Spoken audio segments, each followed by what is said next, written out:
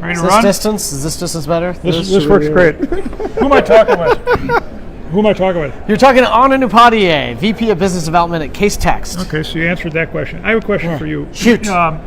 What causes someone to leave a job as a lawyer and go work for, at that time, emerging growth, or really not even emerging growth, startup company, which you did in the case of Casetext, right?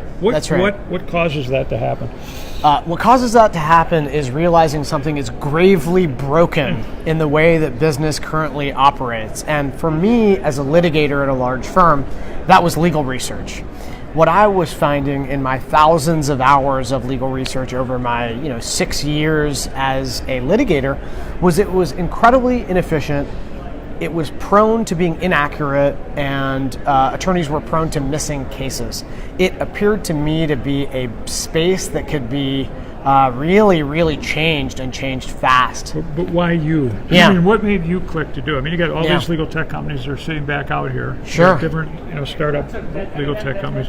Right. And you have thousands and thousands of lawyers with real jobs that they went to law school to get. Real jobs. I had one. So you had one, and you're saying, okay, I think I'm going to leave this and go work for this company. What was it, beyond just what you saw that made you do that? Yeah, so being in Silicon Valley, it's a very, very much a culture of if not me, then who? Right. And so as someone who had a lot of the experience, someone who felt the pain, another trope in Silicon Valley is no one can solve for pain better than the person who's felt the pain. And boy, had I felt that legal research pain. And so I figured, and this is granted in 2015, right? So, the legal tech ecosystem was not nearly as developed as it is now. It was certainly hardly in its nascent stages, but Casetext was brand new. It was a seed-funded company before its Series A. And there wasn't a lot of buzz about that. So for me, it was new, it was novel, and it was time for me to step up and try to fix it. How'd you find, Jake, Pablo, the other people that were, founded the company? Yes. How'd you find them or them find you? Yes. So I certainly found them. And I found them because I was really looking for solutions providers in that precise area. As a litigator, I wanted to solve problems that attach specifically to litigators. And Casetext was doing a lot of very exciting things at that time. And so I found them, like a lot of other people in Silicon Valley, on Angel List, which is a site where you could find startups. They had some very early press, right? They were in this incubator called Y Combinator in Silicon Valley. They had a lot of early signs of momentum. And when I met with Jake and I met with Laura in our office, I was sold. This was a team I wanted to be a part of. So you told them, hey, I want to come work for you?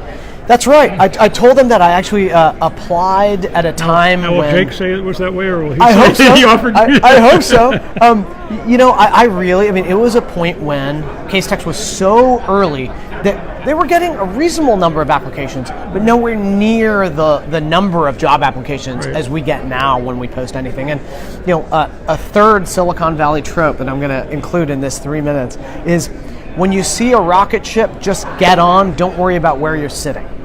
And that's what I took to heart. So I applied for whatever non-technical position I can get, and I got it. And since then, I've kind of moved on to roles with progressive responsibility. What did peers back at the law firm say, or parents, whatever, say? Are you sure about this? You went to law school? Absolutely. In fact, one of the partners that I used to work for, great guy, told me, hey, when this doesn't work out, just come on back, please come on back.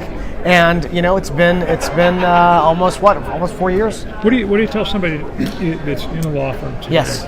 And they've done okay in the law firm. They haven't practiced. I practiced almost 20 years. You practice less. So somebody that's been practicing for 2, 3, 4 years, and they think there's something greater out there. Yes. They're reading online about legal tech companies. There's more on legal tech companies than there ever has been before. Yes, there is. Yeah, and a lot of that's thanks to you, Kevin. I don't know about that. These people's ideas is what it's part of. Yeah. What do you tell them? as far as starting to look around, start talking? Yeah. Where do you tell them to go? Yeah, I mean, I would really restrict it based on, again, the pain that you feel as an associate, right? And there's so many different verticals or categories where associates are experiencing pain, and that's why there's this big boom in legal technology, whether it's billing, analytics, document review. I mean, e-discovery, there's so many companies now in it. I mean, I found my little niche, and that was legal research. But so many people out there are constantly trying to find out their niche. I'd really focus on what, as a law firm associate, makes the practice of law troubling or boring or inefficient or inaccurate for you. And today you could go around and find those companies that are starting to work on that stuff. Exactly. You might find them if somebody's just starting. Absolutely. There's people wandering the hallways here that aren't exhibiting. They're just in here to take it in. Absolutely. And there's a lot of resources for this. I mean, we were just talking to Bob Ambrosi. Law Sites has an excellent repository of legal technology startups and companies doing great work. Angel List still, I mean, you could sort by legal technology. Find companies that are doing great things, and if you are really experiencing pain and you think you could create something that no one else has, think of being a founder. No, you think of Michael Sanders. That's right. Docket Alarm. Right. He just saw the pain. That's right. We talked to another person here today from Singapore. Yeah. He just couldn't believe how silly it was, the inefficiency when going into certain document preparation. Yeah. All of a sudden you realize, I'm going to start this. So frequently, I think when people ask the question, why has no one done this before?